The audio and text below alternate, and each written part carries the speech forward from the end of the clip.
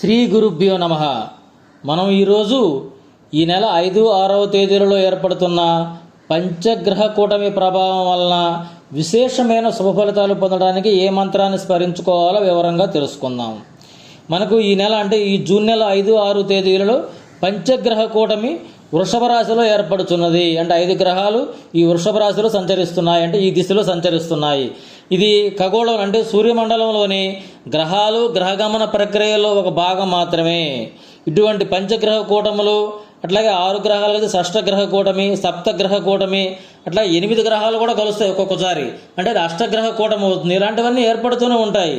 మనకు గతంలోనూ ఇవి ఏర్పడ్డాయి, భవిష్యత్తులోనూ ఇవి ఏర్పడుతూనే ఉంటాయి. ఇది గ్రహగమన ప్రక్రియ, ఇది ఒక భాగం మాత్రమే. మనకు ఉదాహరణకు గతంలో 1962 సంవత్సరంలో ఫిబ్రవరి 3వ తేదీన అష్టగ్రహ కూటమి ఏర్పడింది. ఇది మనకు మకర రాశిలో ఏర్పడింది. కర్కాటక రాశిలో ఒక రాహు భగవానుడు మాత్రమే ఉన్నాడు. మిగిలిన 8 గ్రహాలు కూడాను మకర రాశిలో ఉండి అష్టగ్రహ కూటమిగా ఏర్పడింది.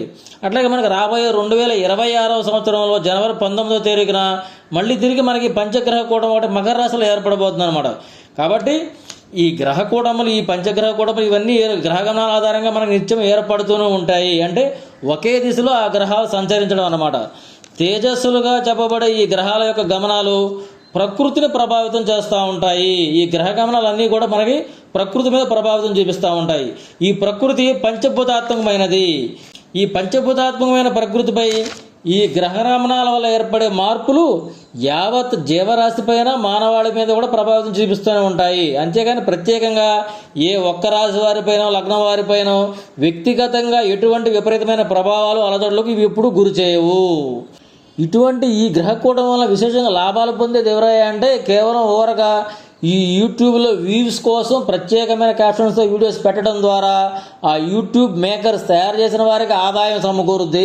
అట్లాగే గజిబిజి గందరగోళం ఎవరికి ఏర్పడుతాయి అంటే ఇలాంటి రకరకాల వీడియోలు చూసి ఏది నమ్మాలో, ఏది నిజమో, ఏది అబద్ధమో తెలియక అవసరపడే వాళ్ళకి ఇది బాధిస్తూ ఉంటుంది అన్నమాట. అంతే తప్పితే ఈ మార్పులు, గ్రహగమనాల ప్రభావము మంచి కావచ్చు, చెడు కావచ్చు, ఏదైనా సరే కొంత సామూహిక ప్రదేశాలపైన, ప్రాకృతిక తత్వాలపైన, విశేషించి వాతావరణ వ్యవస్థ పైన ఇవి ప్రభావితం చూపే అవకాశం ఉంటుంది. అంటే తుఫానులు కావచ్చు, వరదలు కావచ్చు, భూకంపాలు, సునామీలు ఇట్లాంటివి కొన్ని ప్రాంతాలలో మాత్రం సంభవించే అవకాశం ఉంటుంది. అంటే ఇవి జనసంచార ప్రాంతాలలో కావచ్చు, జనావాసాలు లేని ప్రాంతాల్లోనూ కూడా కావచ్చు అనమాట. ఇప్పుడు ఎడారుల్లో, సముద్రాల్లో జరిగినాయి అనుకోండి, వాటి వల్ల మానవాళికి ఎటువంటి విపత్తి, మనకు వచ్చే విపత్తి ఏమి ఉండదు. అట్లాగే ఏ ఒక్కరికి కూడాను ఈ కూటముల యొక్క ప్రభావం వల్ల వ్యక్తిగతంగా ఎవరికి కూడాను అఖండ ఐశ్వర్యాలు సంప్రాప్తించడం కానీ, అష్టదరిద్రాలు సంప్రాప్తించడం కానీ జరగదు. కేవలం వ్యక్తిగత జాతకాన్ని అనుసరించి మాత్రమే మంచి, చెడు ఫలితాలు మనకు సంప్రాప్తిస్తాయి. ఈ విశ్వంలో గ్రహగమనాల వల్ల ఏర్పడే ఈ కూటముల యొక్క ప్రభావం వ్యక్తిగతంగా ఎవరి మీద విశేషమైన ప్రభావితాన్ని చూపించదు.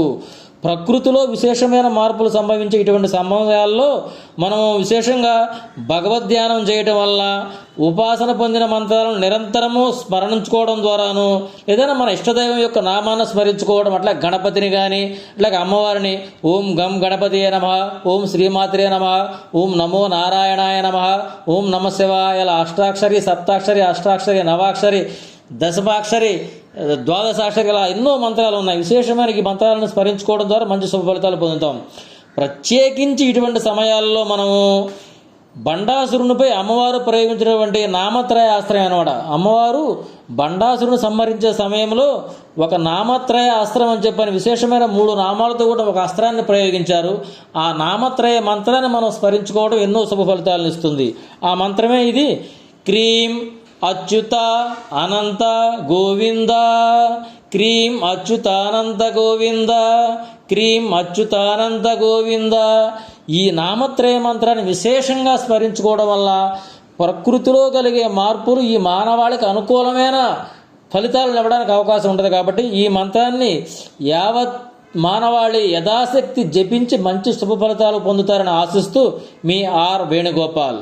ఓం సహనావతు సహనౌ భునక్తు సహ వీర్యం కరవావహై తేజస్వినావధీతమస్తు మా విద్విషావహై. ఓం శాంతి శాంతి శాంతి.